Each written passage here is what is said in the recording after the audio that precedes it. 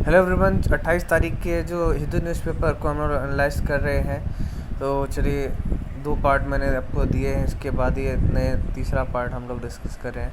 The culture increasingly fractured and unplanned, editorial का दूसरा editorial है। पहला एडिटोरियल हमने पढ़ चुके थे। तो we have been given to understand that publicly known plans for the Central Vista redevelopment project and the National Museum of India is to occupy what are currently the South Block offices of the Prime Minister and Ministry of Defence and Ministry of External Affairs, as well as the North Block office of the Home and Finance Ministers. These buildings were designed by Herbert Becker. The Parliament House building, designed by Edmund Lutyens, is to be turned into another museum, apparently a museum of democracy. The national capital could, in that case, potentially have a grand plaza of 3 extraordinary interconnected museums in the vicinity of Rashtrapati Bhavan itself.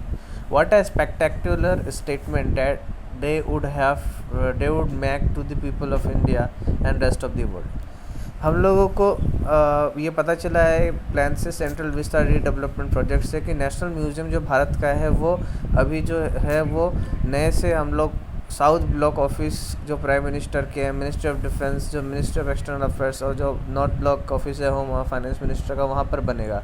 तो ये buildings को design किया है Herbert baker ने। Parliament house building जो है Edward Lutyens ने design किया है, वो दूसरा म्यूज़ियम बनेगा, parliamentary house building, apparently democracy का म्यूज़ियम। नेशनल कैपिटल जो है इस केस में पोटेंशियली उसका ग्रैंड प्लेजा होगा 3 एक्स्ट्राऑर्डिनरी इंटरकनेक्टेड म्यूज़ियम का राष्ट्रपति भवन के विसिनिटी पे।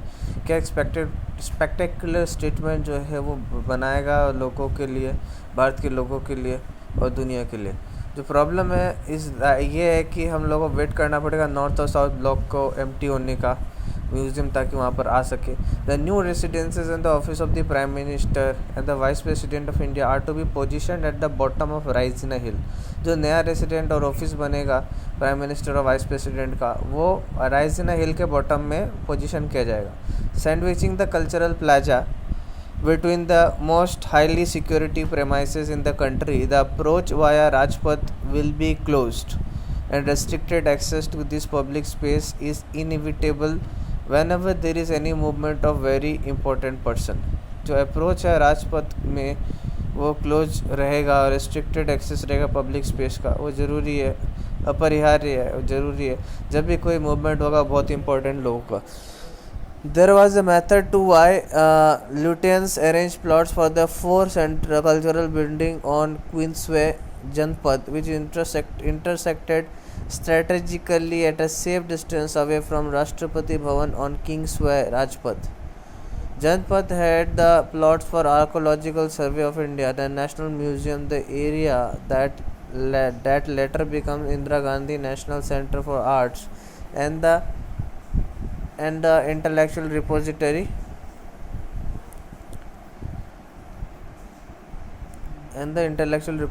of India, the National Archives. तो इसमें क्या बताया है कि जो एक मेथड था कि क्यों लुटेनेंट्स ने प्लॉट अरेंज करे 4 कल्चरल बिल्डिंग के क्वींसवे में, जो इंटरसेक्ट करता है स्ट्रेटेजिकली एक सेफ डिस्टेंस में इंटरसेक्ट करता है राष्ट्रपति भवन से दूर किंग्सवे पर। जनपद जो है उसके पास प्लॉट है आर्कोलॉजिकल सर्वे ऑफ इंडिया का, नेशनल म्यूज़ियम का वो एरिया जब बाद में बनेगा, मतलब नेशनल म्यूज़ियम जो बाद में वो एरिया जहाँ पे अभी बाद में बनेगा Indira Gandhi national centre for arts बनेगा, और इंटेलेक्चुअल रिपोजिटरी भारत का जो नेशनल आर्काइव्स है। Together they form a cultural district, ये सब मिलके एक कल्चरल डिस्ट्रिक्ट बनाएगा set within public gardens, an avenue where you looked up Raisina hills in Rashtrapati Bhavan on the one side and you look towards the historic Purana Qila beyond India gate on the other. Disaggregation on lit motif, तो ये कुछ हम लोग ये पढ़ा editorial के बारे में। Next 9 pin bowling aimed at free speech privacy, दूसरा आर्टिकल पढ़ते हैं। By and large the information technology rule 2022 go against landmark judicial precedents upholding की राइट्स। कि जो इंफॉर्मेशन टेक्नोलॉजी रूल्स जो 2021 में बनाया गया है, भारत सरकार ने बनाया है, जिसमें व्हाट्सअप और फेसबुक जिस तरह के जो मैसेजिंग ऐप्स हैं, सोशल मीडिया प्लेटफॉर्म्स हैं, उनको बताया गया है कि आप हम लोगों को फोर्स किया गया है कि end to end encryption break करके इन्फॉर्मेशन जो भी ज़रूरत हो, जब भी कोर्ट का ऑर्डर या गवर्नमेंट का ऑर्डर आए तो आप इन्फॉर्मेशन देना पड़ेगा आपको। ठीक है, तो ये जो रूल है वो अगेंस्ट में जाता है जुडिशल प्रोसीडिंग के जो की राइट्स को अपहोल्ड करते हैं। ऐसा बात लिखा है KTS तुलसी और तनिषा पुरी जी ने। The life of Indian law rather than being shaped along mathematical exactitudes find itself at the receiving end of an experiential tussle. This tussle has aimed at every stage to bargain for a fundamental right in return for some negotiation, sometime with the desire of the colonizer and at other with the dominant ideology at the center.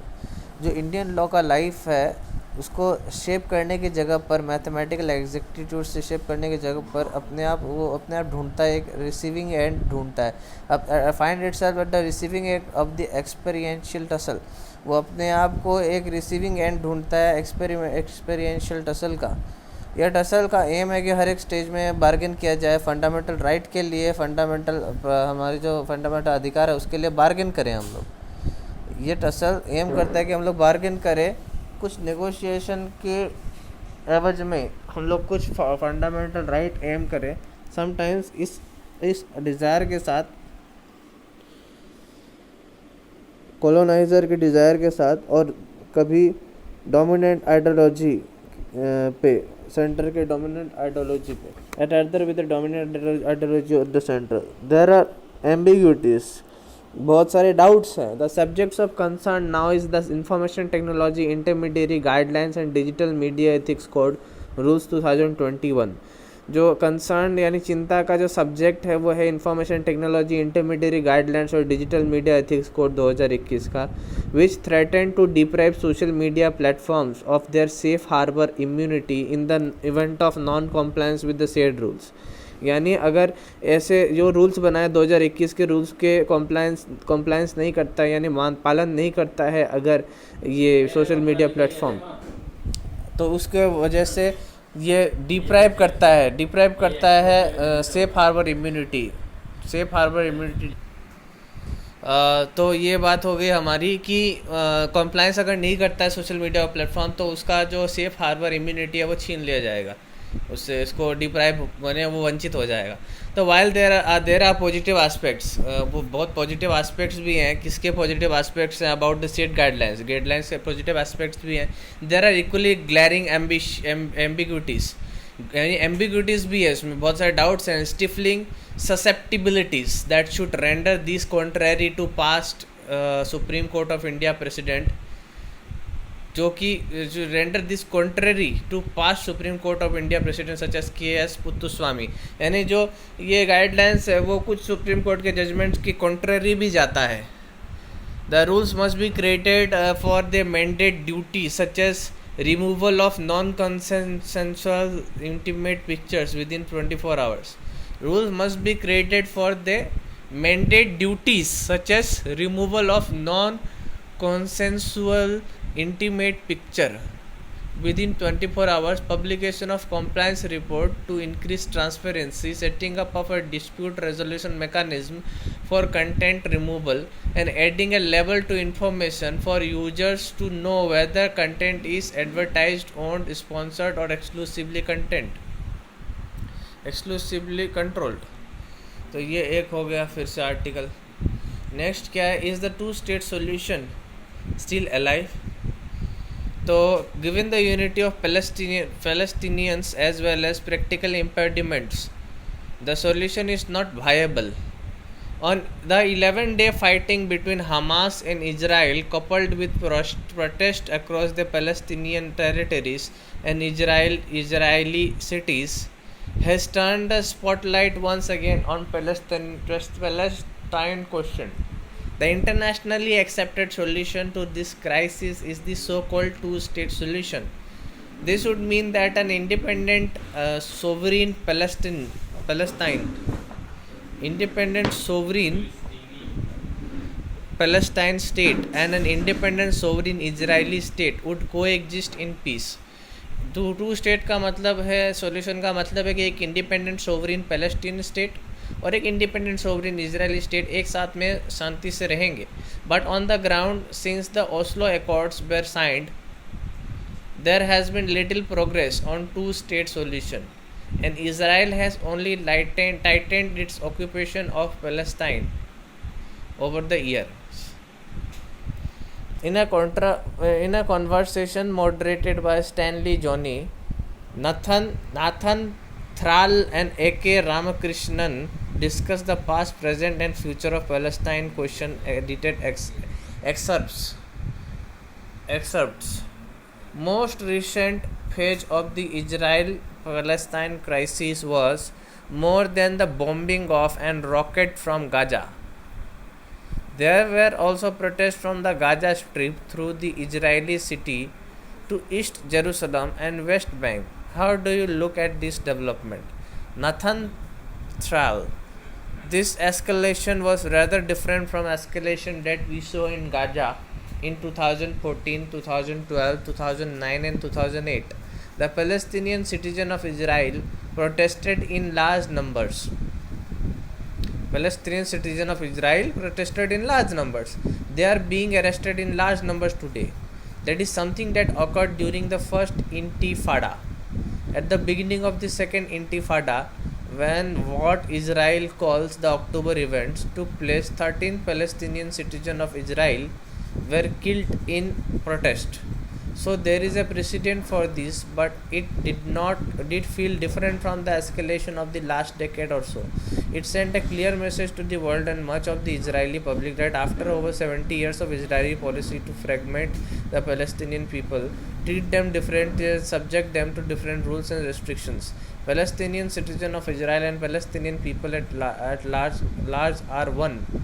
There is an enormous challenges to the existing paradigm of the international community, the two-state solution.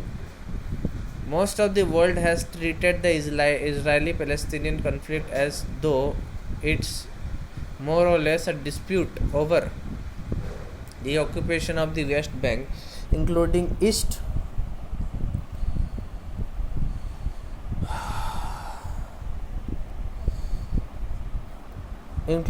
Jerusalem and Gaza. The paradigm has been more or less that of a border dispute. But when the Palestinian people come together, and so the Palestinians of the West Bank, Jerusalem and Gaza are just one part of the Palestinian people, and there is a national struggle of all the Palestinian people who are still united as one. That paradigm starts to make a lot less sense. If you look at it from the point of view of the Palestinian people or from a historical point of view, we can argue that the two-state solution doesn't make sense. But practically, what do you think can be done? A.K. Ramakrishnan, what is significant is to recognize that from 1967 onwards, Palestinian territories have been under Israeli control. And that is where the narrative has to change from two entities fighting against each other for a particular piece of land to the very conception of a colonial order. If the reality of the colonizer-colonized equation is recognized, one can think about what solution is possible. And in addressing that aspect of resolving the conflict, this recognition of the complete control of Israel is the first step. But that's precisely what is being resisted by the Israeli government. Most of the peace processes that we have seen are mechanisms for postponing any kind of permanent settlement of the issue. So that's why there is a dead end to the peace process, because it's not driving us anywhere towards any acceptable solution. The two-state solution has been the internationally accepted solution to the problem, but there have been practical impediments such as increasing